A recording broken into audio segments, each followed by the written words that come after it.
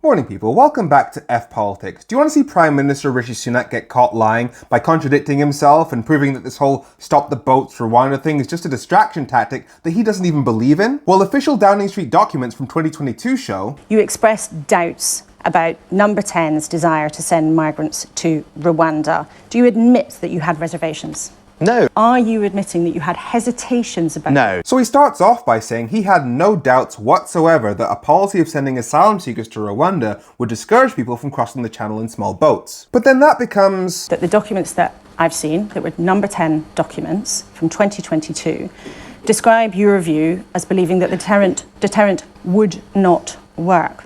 Do you deny that?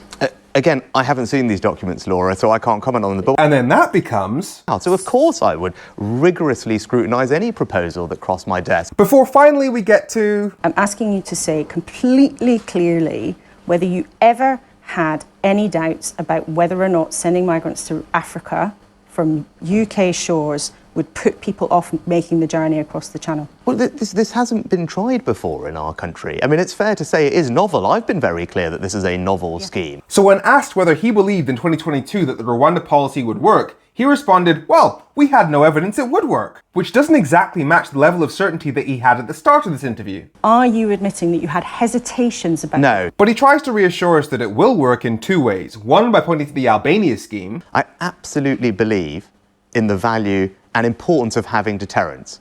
And Albania and Rwanda are linked because they're both returns agreements. But they're not both returns agreements because the Albania scheme is an agreement we have with the government of Albania that we can send people back to Albania. The people we're trying to send to Rwanda didn't come from Rwanda. So it's not a returns agreement. Also, the reason the Supreme Court said it was unlawful to send people to Rwanda is because they might be sent from Rwanda back to the country they came from where their life would be in danger. And according to the Refugee Council, the vast majority of people who cross the channel in small boats are from countries where there's a legitimate reason to flee. So calling the Rwanda policy a returns agreement is kind of like pleading guilty. And the other way he tries to defend his position is by saying that as Chancellor, he had to scrutinise the policy to make sure that it was value for money. I was Chancellor at the time. My job is to make sure that we get value for money for taxpayers to ask questions whenever anybody wants to spend taxpayers' money. But that claim sounds even more ridiculous when you think about the conversation that was happening at the same time over on Sky News with his Chief Secretary to the Treasury, Laura Trott. I'm amazed that you said, yes, absolutely, it's value for money, to that extent, because the Home Office admitted in December that thus far the Rwanda policy has cost £290 million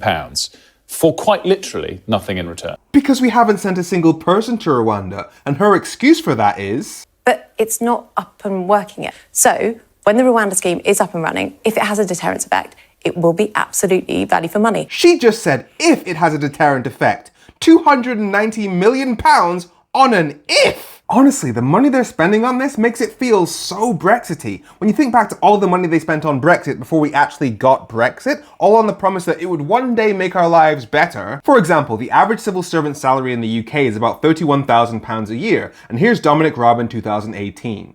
There are more than 7,000 people working on Brexit. There is funding for an extra 9,000 staff to be recruited into the civil service, enabling us to accelerate government preparations as and when we need to. In relation to frontline services, such as the UK's border force, we are currently recruiting an extra 300 staff in time for our exit, with plans in the pipeline to recruit 1,000 more staff so they're ready to deal with any increase in work. That's over £500 million a year on something that ultimately only ended up making us all poorer, and now they spent $300 million on the Rwanda policy, and they're telling us to trust them, even though we just saw the Prime Minister admit that he was never really sure about it. So once again, they take a British population that is already suffering under their austerity, and they use the threat of foreigners to justify spending hundreds of millions of pounds of our tax money with nothing to show for it. And yes, Laura Kuenssberg and the BBC did do a good job on this point today, but if they had decided to be good journalists before 2019, I wouldn't be sat here talking to you right now. I'm Femi, this has been F Politics, so politics doesn't F you. Have a great week.